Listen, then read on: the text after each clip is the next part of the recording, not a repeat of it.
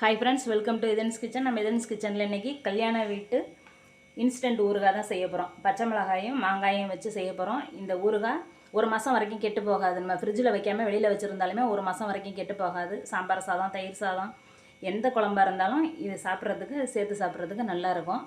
வாங்க எப்படி செய்கிறதுன்னு பார்க்கலாம். இதுக்கு 100 கிராம் பச்சை மிளகாயை கழுவிட்டு தண்ணி இல்லாமல் இந்த மாதிரி அரிஞ்சு எடுத்துருக்கிறேன். ஒரு மாங்காய், ஒட்டு மாங்காய், நல்ல பெரிய மாங்காயை இந்த மாதிரி பொடி பொடியாக நறுக்கியிருக்கேன். ரெண்டையுமே கழுவிட்டு தான் அரியணும், ஈரம் இருக்கக்கூடாது. கேஸ் ஆன் பண்ணி ஒரு கடாயை அடுப்பில் வச்சாச்சு. இதுக்கு ஒரு மசாலா ஒன்று ரெடி பண்ணிக்கிடுவோம். 1 ஸ்பூன் கடுகு, 1 ஸ்பூன் வெந்தயம், இது ரெண்டும் எண்ணெய் விடாமல் வறுத்து எடுத்துக்குவோம்.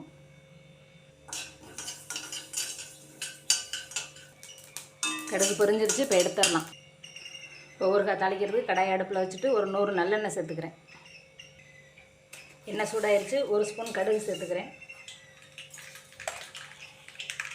1 ஸ்பூன் உளுந்தம்பருப்பு, வெட்டி வச்சுருக்க பச்சை மிளகாயை சேர்த்துக்கிறேன். கூடவே 2 கொத்து கருவேப்பிலை.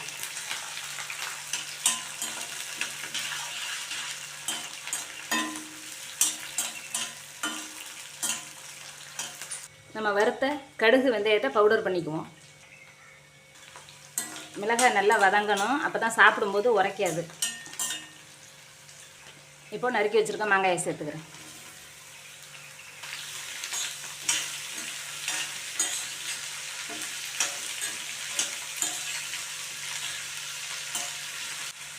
இப்போ 1 ஸ்பூன் மஞ்சள் பொடி சேர்த்துக்கிறேன்.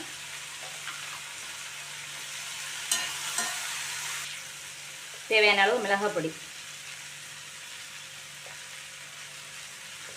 பச்சை மிளகாயில் வேறு காரம் இருக்கும், அதனால் காரம் கம்மியாகவே சேர்த்துக்குவேன்.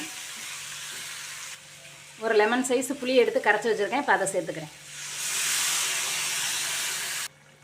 ஒரு 1/2 ஸ்பூன் அளவுக்கு பெருங்காயப்பொடி. தேவையான அளவு உப்பு.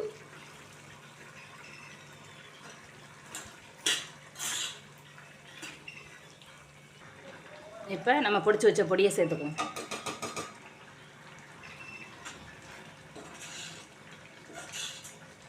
இப்போ ஒரு 1/4 வெல்லத்துக்கும் கம்மியாக, ஒரு 1/4 வெல்லத்தை விட கம்மியான அளவில் வெல்லம் சேர்த்துக்கிறேன். இது போட்டால் தான் அந்த புளியோட எரிப்பு இல்லாமல் இருக்கும்னு சொல்லுவாங்க. இந்த ஸ்டேஜில் அடுப்பை சிம்மில் வச்சிடணும். சிம்மில் வச்சுட்டு ஒரு 5 நிமிஷம் வெயிட் பண்ணோம்னா இந்த நம்ம எண்ணெயெல்லாம் பிரிஞ்சு வந்துடும்.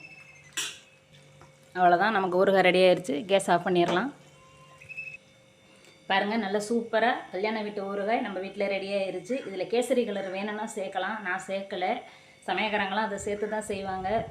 இது நார்மலாகவே கலராக தான் இருக்குது. இதில் உப்பு, புளி, காரம், இனிப்பு எல்லாம் சேர்ந்து டேஸ்ட்டு சூப்பராக இருக்கும். நம்ம கையை மட்டும் இதில் கையே வைக்கக்கூடாது, ஸ்பூனால் தான் எடுக்கணும்.